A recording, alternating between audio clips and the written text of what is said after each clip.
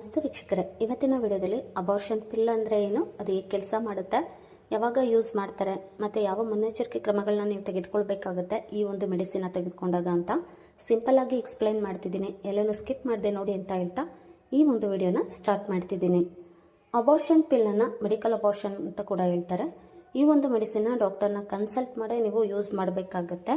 Without doctor consultation ಈ ಒಂದು ಮೆಡಿಸಿನ್ನ ಯಾರೂ ಕೂಡ ಯೂಸ್ ಮಾಡಿಬಿಡಿ. ಯಾಕೆ ಅಂತ ಹೇಳಿ ಮುಂದೆ ಎಕ್ಸ್ಪ್ಲೈನ್ ಮಾಡ್ತೀನಿ. ಸಾಮಾನ್ಯವಾಗಿ ಈ ಒಂದು ಸ್ಟೆಪ್ನಲ್ಲಿ ಎರಡು ಮೆಡಿಸಿನ್ಸ್ ಇರುತ್ತೆ. ಮೆಫಿಪ್ರಿಸ್ಟೋನ್ ಮತ್ತು ಮಿಸೋಪ್ರಿಸ್ಟೋನ್ ಎಂಬ ಎರಡು ಮೆಡಿಸಿನ್ಸ್ ಇರುತ್ತೆ. ಈ ಸಿಂಗಲ್ ಮೆಫಿಪ್ರಿಸ್ಟೋನ್ ಒಂದು ಟ್ಯಾಬ್ಲೆಟ್ ಇರುತ್ತೆ, ಇದು ಸಿಂಗಲ್ ಆಗಿರುತ್ತೆ. ಗರ್ಭ ಮುಂದುವರಿಯಲು ಬೇಕಾದಂಥ ಹಾರ್ಮೋನನ್ನು ಈ ಒಂದು ಟ್ಯಾಬ್ಲೆಟ್ ನಿಮಗೆ ಸ್ಟಾಪ್ ಮಾಡುತ್ತೆ.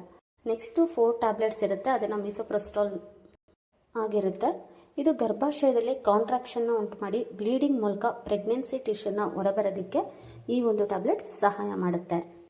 ನೆಕ್ಸ್ಟ್ ಈ ಟೈಮ್ನಲ್ಲಿ ಟ್ಯಾಬ್ಲೆಟ್ ತೆಗೆದುಕೊಂಡಾಗ ನಿಮಗೆ ಯಾವ ಥರ ಆಗುತ್ತೆ ಅಂತ ಅಂದರೆ ಹೊಟ್ಟೆ ನೋವು ಬರೋವಂಥ ಚಾನ್ಸಸ್ ಇರುತ್ತೆ, ಬ್ಲೀಡಿಂಗ್ ಆಗುವಂಥದ್ದು ಇರುತ್ತೆ, ಸೆಳೆತ, ವಾಕರಿಕೆ, ಸೊಂಟ ನೋವು, ಸುಸ್ತು ಕಾಣಿಸ್ಕೊಳ್ಳುವಂಥದ್ದು ಮತ್ತು ಕೆಲವರಿಗೆ ಪೀರಿಯಡ್ಸ್ಗಿಂತ ಜಾಸ್ತಿ ಬ್ಲೀಡಿಂಗ್ ಇರುವಂಥದ್ದು.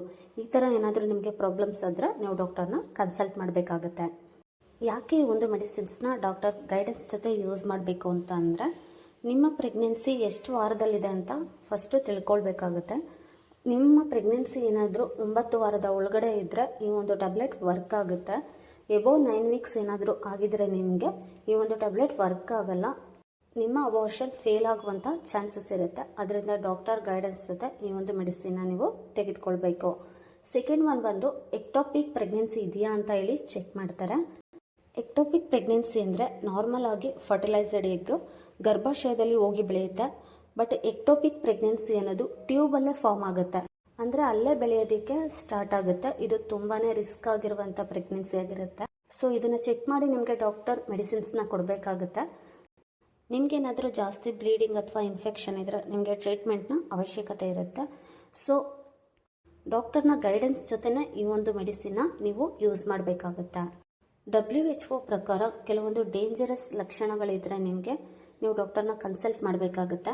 ಅಂದರೆ ಜಾಸ್ತಿ ಬ್ಲೀಡಿಂಗ್ ಏನಾದರೂ ಆಗ್ತಿದ್ರೆ, ಜಾಸ್ತಿ ಹೊಟ್ಟೆ ನೋವು ಬಂದರೆ, ಸೊಂಟ ನೋವು ಆಗ್ತಿದ್ರೆ, ಜೊತೆಗೆ ಫೀವರ್ ಏನಾದರೂ ಇದ್ದರೆ, ಕೆಟ್ಟ ಸ್ಮೆಲ್ಲಿಂದ ಡಿಸ್ಚಾರ್ಜ್ ಆಗ್ತಿದ್ರೆ, ಈ ಥರದ ಸಿಂಪ್ಟಮ್ಸ್ ಇದ್ದರೆ ತಕ್ಷಣ ನೀವು ಡಾಕ್ಟರ್ನ ಕನ್ಸಲ್ಟ್ ಮಾಡಬೇಕಾಗುತ್ತೆ. ಮತ್ತು ಓನಾಗಿ ಮೆಡಿಕಲ್ ಶಾಪ್ನಲ್ಲಿ ಟ್ಯಾಬ್ಲೆಟ್ ತೊಗೊಂಡು ಯೂಸ್ ಮಾಡೋದು ತುಂಬಾ ಡೇಂಜರಸ್ ಆಗಿರುತ್ತೆ. ವಿತೌಟ್ ಡಾಕ್ಟರ್ ಯಾರೂ ಕೂಡ ಈ ಒಂದು ಮೆಡಿಸಿನ್ಸ್ನ ಯೂಸ್ ಮಾಡಬೇಡಿ. ಇದಿಷ್ಟು ಅಬಾರ್ಷನ್ ಪಿಲ್ ಬಗ್ಗೆ ಇನ್ಫಾರ್ಮೇಷನ್ನ ಶೇರ್ ಮಾಡಿದ್ದೀನಿ. ನಿಮಗೆ ಯಾವುದಾದ್ರೂ ಮೆಡಿಸಿನ್ ಬಗ್ಗೆ ಇನ್ಫಾರ್ಮೇಷನ್ ಬೇಕು ಅಂದರೆ ಕಾಮೆಂಟ್ ಸೆಕ್ಷನಲ್ಲಿ ಕಾಮೆಂಟ್ ಮಾಡಿ. ಈ ಒಂದು ನಿಮಗೆ ವಿಡಿಯೋ ಯೂಸ್ಫುಲ್ ಅನಿಸಿದರೆ ಲೈಕ್ ಮಾಡಿ. ಮೆಡಿಸಿನ್ ಮಾಹಿತಿ ಯೂಟ್ಯೂಬ್ ಚಾನಲ್ನ ಸಬ್ಸ್ಕ್ರೈಬ್ ಮಾಡ್ಕೊಳ್ಳಿ. Thank for watching.